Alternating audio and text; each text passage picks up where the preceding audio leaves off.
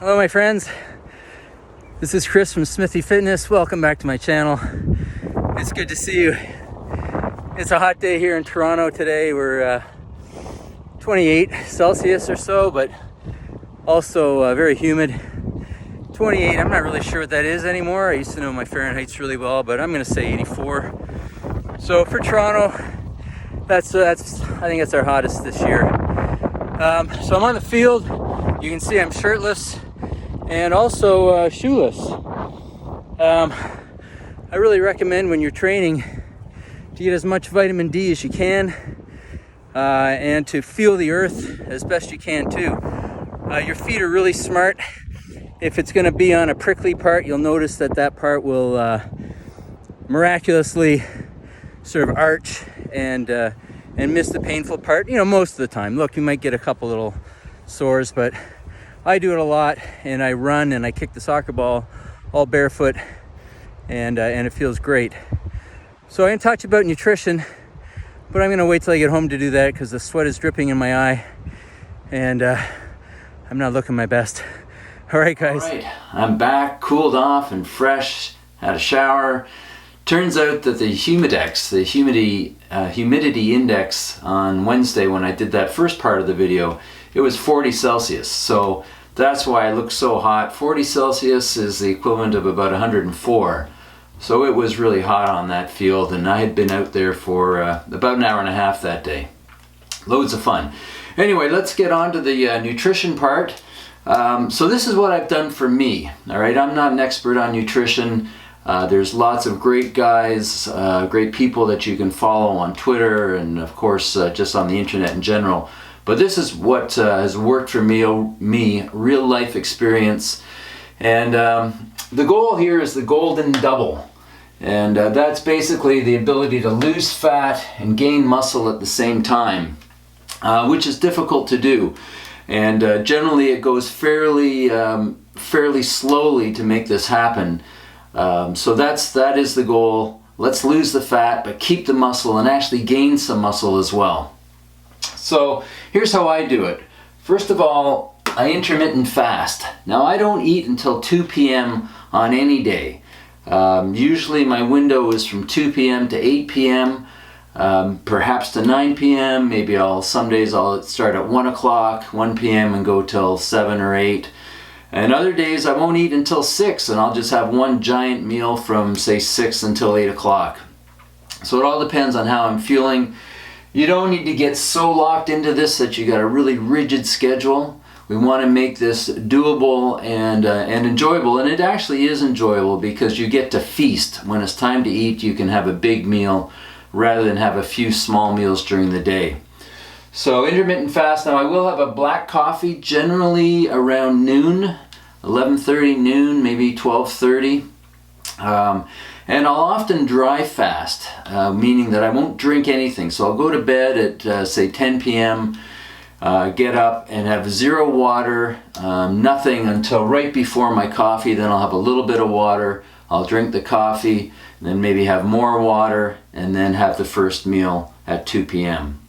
Now, I've put down number 2 here, extended fast, and this is especially if you're, say, 20 pounds, 30 pounds overweight and you want to drop the weight faster. Extended fasting is a great way to do that, and that might be a 48-hour fast or a 36, 72. I've done some fasting. It's not that hard. The best way to do it is to make sure you stay occupied. So going for lots of walks, watching movies, stay busy because you're not really hungry. It's food is very satisfying. It's tastes great, and it's an enjoyable thing to do. So when you fast, it's not that you're really I'm starving. It's nothing like that. But the boredom and just the sitting down with family or friends to have a meal is what you'll miss most. But certainly really doable. You could do it once every 2 weeks, do a 48-hour, once a week do a 36 or a 48-hour. It's up to you, obviously, but it's a great way to lose a great way to lose fat and maintain your muscle. Way better than having tiny meals spread out throughout the day, the old 6 meals a day thing, We don't want to do that. We want to have 1 or 2 meals a day, and again, do the extended fast. Now when you do eat, mostly meat and eggs. Protein is what we need. We're building, we're working hard, carrying some heavy weights around or lifting in the gym, and we really need the protein to keep the muscles intact and keep them strong and actually build them even more. So lots of meat and eggs. I will also eat some plain Greek yogurt. The higher the fat, the better. So if you can buy a 5% or a 9% Greek, that's great. Cottage cheese, also I'll eat some of that. And I'll often put a little bit of protein powder in it, just to sweeten it up a little bit, make it a little bit more appetizing. I also did a video a while back, and I'll put it in the show notes, the world's greatest protein drink. And that's with a bunch of raw eggs and cream and some boron and brewer's yeast and other things to really maximize your ability to grow muscle and to increase your testosterone and to be as great as you can possibly be. So that's a great video, and I still do that drink on a fairly regular basis. Some carbs, so you know, some potatoes, sweet potato, the odd apple, not too much, maybe a little bit of vegetable. We'll talk about that down here in number 5. So I'll also have a little bit of gluten-free bread, and if you really like bread and you like sandwiches, do them open face. Okay, so 1 slice of bread, stack of meat, sliced meat or whatever you're going to put on them. And just leave it open like that. So less bread, less carb is better than more carb, to an extent. If you're working out hard, you do need some carbs, but you really don't need that much. I know there's some carnivores out there that are strictly meat, and they do fine even with very, very tough workout schedules. So some carb. Lastly, you see I've got little fruit and veg. So that may be a little controversial. Fruit is full of sugars, bananas, mangoes, delicious, but full of sugars. So we just want to minimize it, especially if you're in a losing weight mode.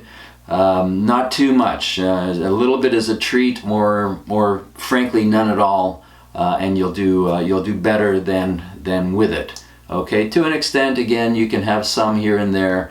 But if you're losing weight, if your goal is to lose weight, less fruit is better than more fruit. Also, I don't eat much veg. It's interesting, I used to eat tons of it, eat kale and broccoli, cauliflower, and so forth.